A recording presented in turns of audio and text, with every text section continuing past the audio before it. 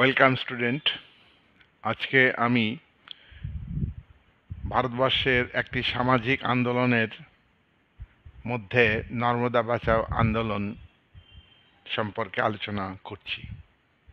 নর্মদা বাঁচাও আন্দোলন, এই আন্দোলন একটি সামাজিক আন্দোলন। এই আন্দোলনের লক্ষ্য রাজনৈতিক নয়, এই আন্দোলনের লক্ষ্য রাজনৈতিক ক্ষমতা দখল নয়। সমাজের মানুষের জীবনযাত্রার ক্ষেত্রে এবং বাস্তুতন্ত্র ধ্বংসের ক্ষেত্রে মানুষকে সমাজবদ্ধ জীব হিসাবে ভাবতে হয়। মানুষকে বাইরে থেকে কোনো রাজনৈতিক দলের মাধ্যমে সংগঠিত না করে স্থানীয় ভিত্তিতে, স্থানীয় সমস্যার ভিত্তিতে পরিবেশকে রক্ষা করবার জন্য, পরিবেশকে সুরক্ষা করে মানুষের জনজীবনে গতি আনার জন্য এবং ভবিষ্যৎ প্রজন্ম যাতে সুস্থভাবে বেঁচে থাকতে পারে, পরিবেশ দূষণের হাত থেকে পরিবেশকে সুরক্ষা করা যায় যে আন্দোলনের মধ্য দিয়ে, সেই আন্দোলন হচ্ছে নর্মদা বাঁচাও আন্দোলন। এটা ভারতবর্ষের একটি সামাজিক আন্দোলনের অন্যতম একটি আন্দোলন। তোমরা একথা জানো যে নর্মদা একটা নদী। ভারতবর্ষের বিভিন্ন গুরুত্বপূর্ণ নদীর মধ্যে নর্মদা একটি গুরুত্বপূর্ণ নদী। এই নদীটা মধ্যপ্রদেশের অমরকণ্টক মহাকাল পর্বত থেকে এই নর্মদা নদীর উদ্ভব ঘটে এবং এই নদীটি ১,৫০০ কিলোমিটার প্রবাহিত হয়ে গুজরাটের ভারনের কাছে মিলিত হয়েছে। নর্মদা নদী পাহাড় পর্বতের মধ্য দিয়ে প্রবাহিত হয়েছে। নর্মদা নদী অরণ্য, জঙ্গল, বনের মধ্য দিয়ে প্রবাহিত হয়েছে, সমভূমির উপর দিয়ে প্রবাহিত হয়েছে। এই দীর্ঘ ১,৫০০ কিলোমিটার রাস্তা অতিক্রম করে নর্মদা নদী প্রবাহিত হয়েছে। ভারত সরকার স্বাধীনতার পরে এই নদীর উপর বাঁধ দিয়ে এই নর্মদা উপত্যকা অঞ্চলে জলবিদ্যুৎ কেন্দ্র তৈরি করার পরিকল্পনা করেছে এবং নর্মদা উপত্যকা অঞ্চলে সেচ ব্যবস্থার উন্নতি করে ভারতের কৃষির উন্নতির জন্য পদক্ষেপ গ্রহণ করেছে বা ভাবনা চিন্তা করেছে। আর এই দীর্ঘ ১,৫০০ কিলোমিটার এলাকা জুড়ে নর্মদা এবং তার বিভিন্ন উপনদীর তীরে যেসব জনজাতি বসবাস করত তারা আদিবাসী উপজাতি। এই আদিবাসী উপজাতিদের মধ্যে ছিল গণ্ডভিল, ভিলালা, করুক, এই সমস্ত উপজাতির নাম। এরা প্রাচীনকাল থেকে ভারতবর্ষের এই নর্মদা উপত্যকা অঞ্চলে বসবাস করে আসছে। ইন্ডিয়া গভর্নমেন্ট অর্থাৎ ভারত সরকার নর্মদা উপত্যকা অঞ্চলের সামগ্রিক উন্নতির জন্য পরিকল্পনা গ্রহণ করে। আর এই সামগ্রিক উন্নতির একটি দিক হলো নর্মদা নদীর উপরে পরিকল্পনা তৈরি করা। এই পরিকল্পনার নাম হচ্ছে এনভিডিপি। এনভিডিপির ফুল ফর্ম কি? এনভিডিপির ফুল ফর্ম হচ্ছে Narmada valley development project. Narmada valley development project NVDP NVDP এই নর্মদা এবং এর উপনদীগুলির উপরে 30টা বড় বড় বাঁধ, ব্যারেজ বা বাঁধ তৈরি করার পরিকল্পনা ভারত সরকার গ্রহণ করে। আর 185টি মাঝারি বাঁধ তৈরি করার পরিকল্পনা করে। আর 3000টি ছোট ছোট বাঁধ তৈরি করার পরিকল্পনা গ্রহণ করে ভারত সরকার। দেখো, নর্মদা যে মূল নদী, প্রধান নদী, এই নদীর উপরে ভারত সরকার বড় বড় 10টি বাঁধ তৈরি করবে বলে পরিকল্পনা গ্রহণ করে।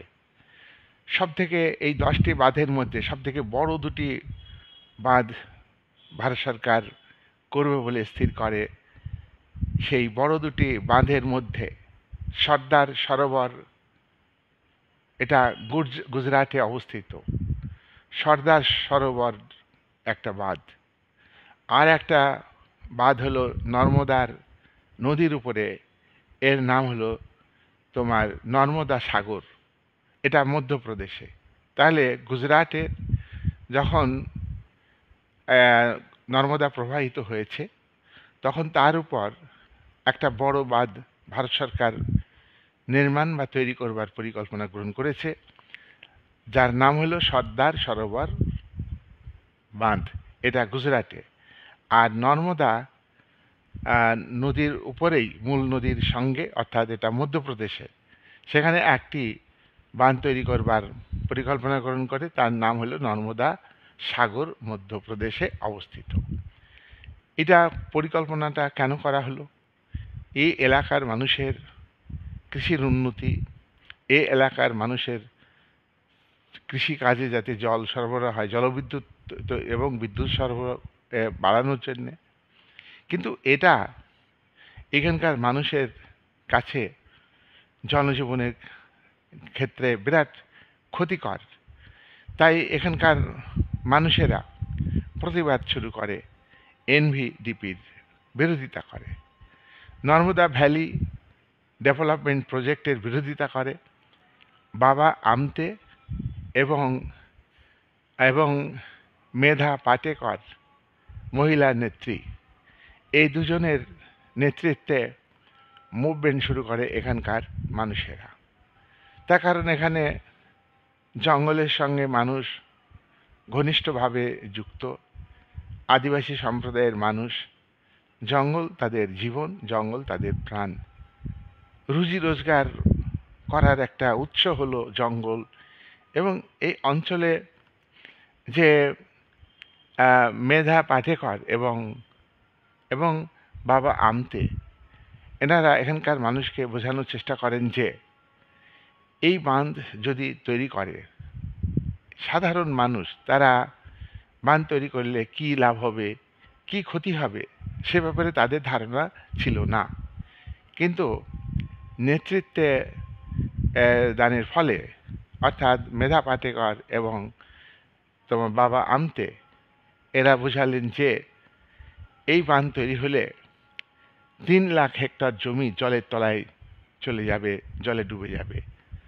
26,000 হেক্টর উর্বর জমি নষ্ট হয়ে যাবে। এছাড়া জমি, বাড়ি, ঘর দুয়ার, এখানকার যে নিজস্ব সংস্কৃতি ছিল প্রাচীনকাল থেকে, সেই সংস্কৃতি নষ্ট হয়ে যাবে। পশু পাখি প্রচুর ক্ষতিগ্রস্ত হবে এবং এখানকার যে প্রাকৃতিক যে ভারসাম্য, ব্যালেন্স, সেটা কিন্তু থাকবে না, নষ্ট হয়ে যাবে। তাই এখানে বাঁধ তৈরি করার ফলে যে লাভ হবে, সেই লাভের তুলনায় ক্ষতির পরিমাণ বেশি হবে।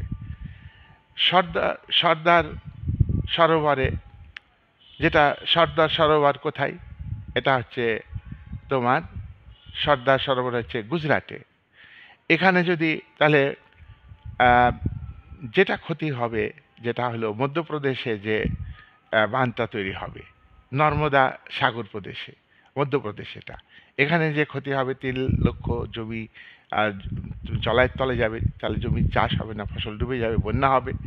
আর 26,000 হেক্টর জমি উর্বর জমি নষ্ট হবে, আর জমি এই এলাকার বাড়ি ঘর দূর পশু পাখি সব নষ্ট হয়ে যাবে। আর গুজরাটের যে সর্দার সরোবর, সেই সর্দার সরোবর যদি নির্মাণ করে ভারত সরকার, তাহলে কি কি ক্ষতি হবে এখানকার মানুষেরা বুঝতে পারে। কি কি ক্ষতি হবে? যে সর্দার সরোবরে যদি বাঁধ তৈরি হয়, তাহলে 245টা গ্রাম 245টা গ্রাম তোমার ধ্বংস হয়ে যাবে। 10 লাখ মানুষের জীবনযাত্রা নষ্ট হয়ে যাবে। সর্দার সরোবরে তোমার যে ক্ষতিটা হবে, সেই ক্ষতি হলো 8,190 কোটি টাকা মানে ক্ষতি হবে।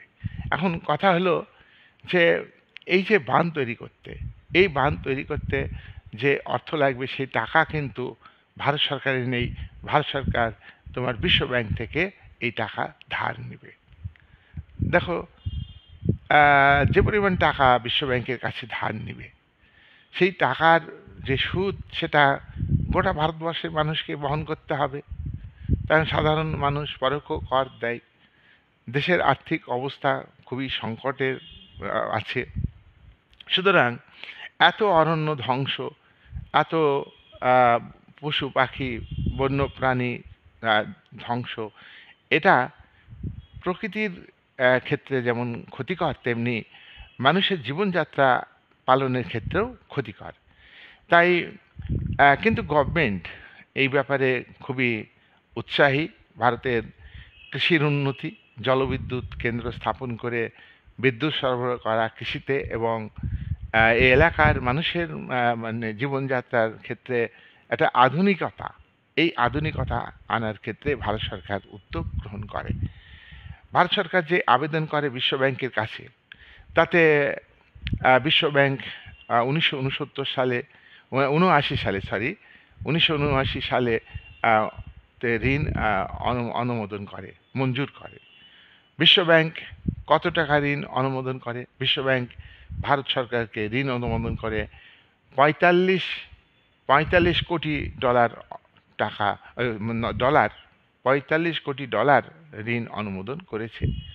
এবং 1987 সালে এই বাঁধ নির্মাণের কাজ শুরু করে দেয়।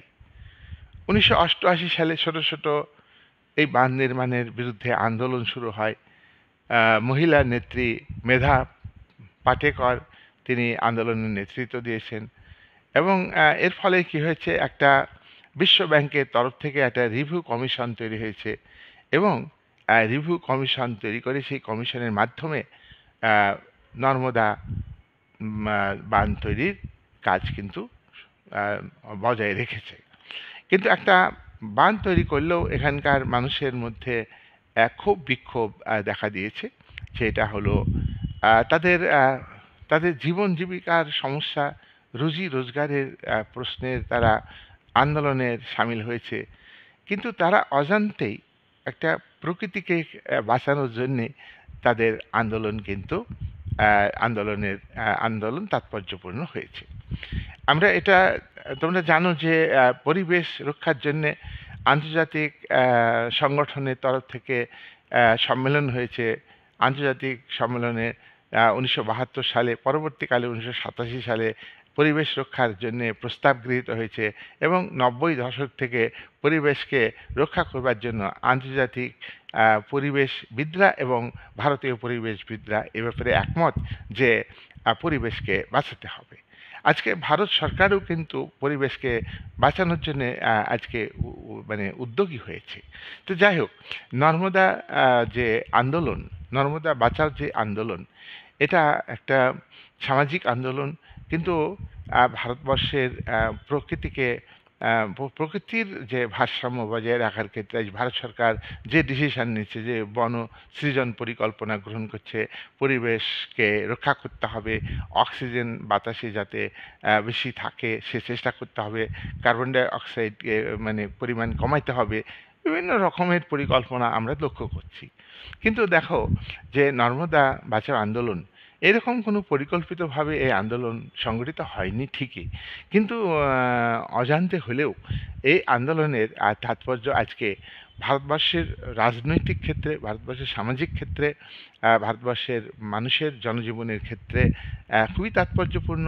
এবং এটা এটা আজকের যে এই আন্দোলনের যে উদ্দেশ্য, সুদূর প্রসারী যে উদ্দেশ্য, আন্দোলনের ফলে যে পরিবেশ আজকে বজায় রাখার বিষয়ে জোর দেওয়া হয়েছে অজান্তেই, এই আন্দোলনকারীরা অতটা না ভেবে সেই আন্দোলনটা কিন্তু আজকে বিশ্ব পরিবেশ আন্দোলনের সঙ্গে সঙ্গতিপূর্ণ।